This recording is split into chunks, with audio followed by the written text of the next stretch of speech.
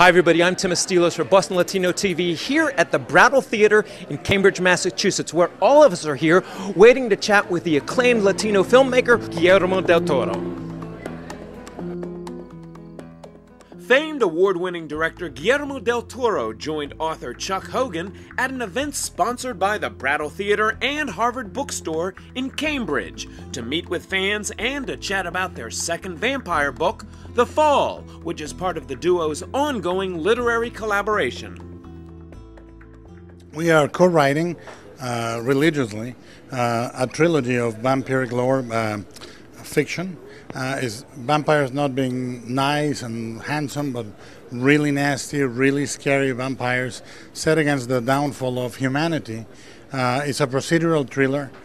We look at it as a viral epidemic, but you've never seen vampires like the ones we're depicting. They are two-legged parasites, absolutely brutal. We go into details about the biology, the sociology, and eventually the spiritual root of the vampire myth. A packed house filled with dozens of Guillermo del Toro's fans lined up for autographs and photos, and a golden opportunity to hear firsthand from this amazingly talented filmmaker.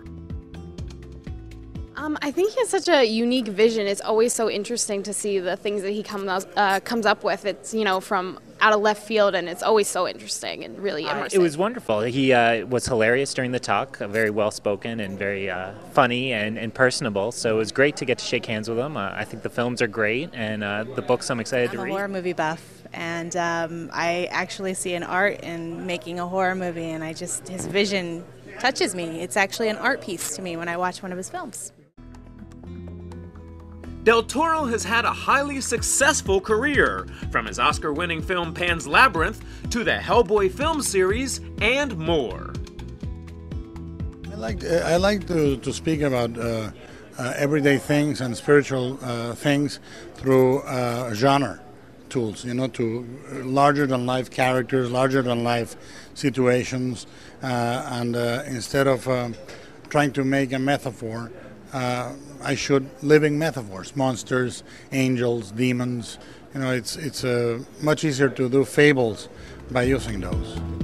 Del Toro is proving himself to be a true multitasking Hollywood talent. He's not only an acclaimed filmmaker, screenwriter, and author, but he also has a true passion for video games and the craft of creating them. Certainly enough moments in the games to consider them a brand new, fully immersive narrative form, and I truly believe that in the next couple of decades at the most, we will have a real powerful sort of Citizen Kane of games. Despite his Oscar-winning success in Hollywood, the road to such honors hasn't always been easy for Del Toro. As a Latino director, he's endured his fair share of difficulties. When we were starting in the 90s, it was essentially unheard of that Mexican filmmakers were directing Hollywood big blockbusters. Luis Mandoki had done it, but it's been decades before that. And Luis was working on the melodrama genre. No one was doing action, horror, big scale.